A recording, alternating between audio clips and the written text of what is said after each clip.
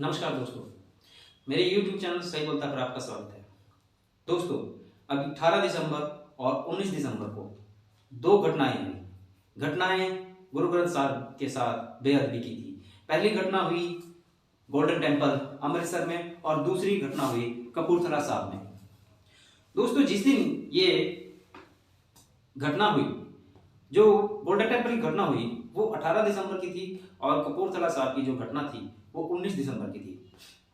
मैंने तभी इसके बारे में वीडियो बनाने की सोची, मगर किसी वजह से मैं टाइम नहीं निकाल पाया और ये वीडियो नहीं बना पाया।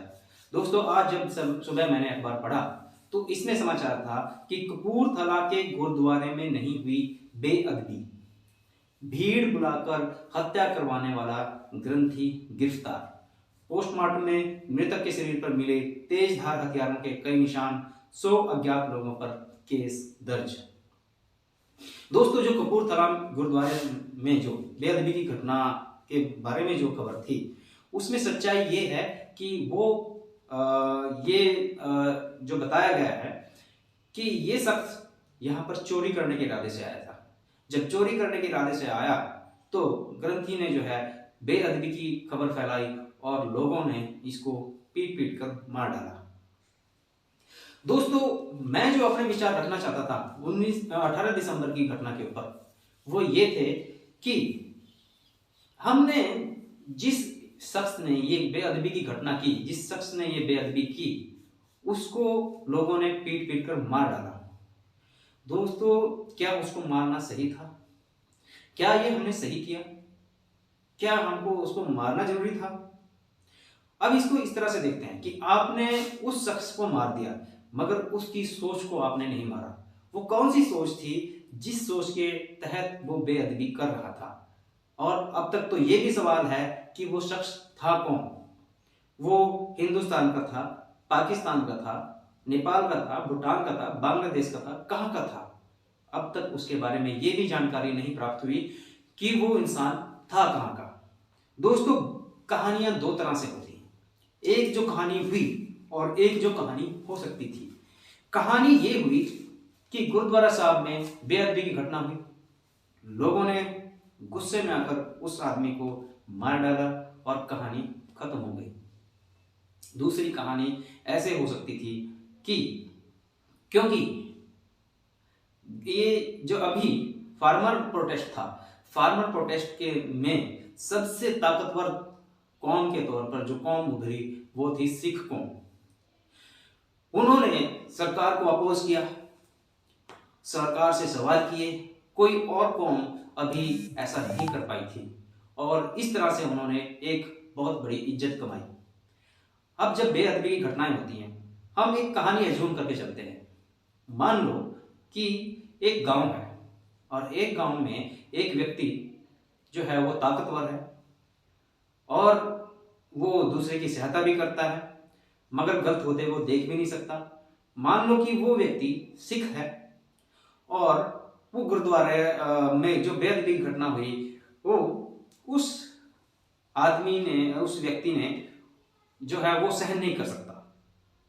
अब क्या होता है कि ये सिख व्यक्ति है, ये अपनी बहुत इज्जत इसकी गांव में है, एक व्यक्ति इसके विरोधी है। वो क्या करता है कि एक किसी ऐसे आदमी को हायर करता है, चाहे वो पैसे देकर या कोई और लालच देकर, कि भाई तुम्हें क्या करना है कि तुम वहां पर उस व्यक्ति जो गुरुद्वारे में जाकर तुम्हें छेड़खानी करनी है, छेड़खानी करनी है। अब उस आदमी का क्या लालच है? उसको कोई पैसे का लालच दिया गया या किसी और तरह का लालच दिया गया कि तुम्हें ये छेड़खानी करनी है। अब उस व्यक्ति को भी पता है कि अगर मैं ये छेड़खानी करूंगा तो मैं बचूंगा नहीं। अब ये मान के चलो कि जो व्यक्ति उनके खिलाफ उसको भेजना चाहता है, उसका एक सहायक उसको बोलता है कि आप इस आदमी को हायर कर रहे हो गुरुद्वारा साहब में बेअदबी करने के लिए, अगर ये पकड़ा गया तो क्या तुम्हारी पोल नहीं खुल जाएगी? अब ये दबंग आदमी जो कि उस सिख की इज्जत को खराब करना चाहता है, वो ये कहता है कि नहीं, ये आदमी जिंदा बचेगा ही नहीं, क्योंकि मैं उस सिख को अच्छी तरह से जानता हूं, वो कुछ भी सहन कर सकता है मगर गुरु ग्रंथ साहब की बेअदबी वो सहन नहीं कर सकता। और ये आदमी अगर गुरु ग्रंथ साहब की बेअदबी करेगा तो वो उसको मार देगा, और इस मारने से उसके ऊपर धब्बा लगेगा कि ये लोग गुस्से वाले हैं, ये कुछ सोचते नहीं हैं, समझते नहीं हैं, और ये लोगों को ऐसे ही मार देते हैं। अब तक लिंचिंग का जो था, लिंचिंग के बारे में औरों पे इल्जाम लग रहे थे, अब ये इल्जाम सिखों पर लगेगा, और वो अपनी चाल में कामयाब होता है।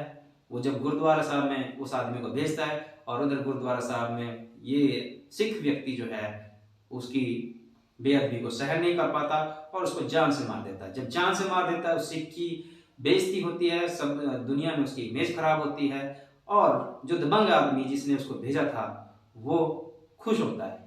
मगर दोस्तों, ये घटना ऐसे भी हो सकती थी कि जब ये बेअदबी घटना हुई, उसको पकड़कर पुलिस के हवाले किया जाता, पुलिस के हवाले करके उससे पूछताछ की जाती, उससे पता किया जाता कि उसको किसने भेजा है, किसके इशारे पे उसने ये बेअदबी की है।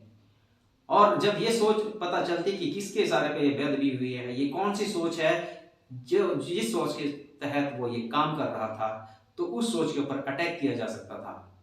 मगर दोस्तों, ऐसा नहीं हुआ। आगे भी ऐसी घटनाएं हो सकती हैं। ऐसी घटनाएं इसलिए होंगी क्योंकि अभी वोटों का टाइम है, अभी इलेक्शन होने हैं, इलेक्शन यूपी में हो रहे हैं, इलेक्शन पंजाब में होने हैं।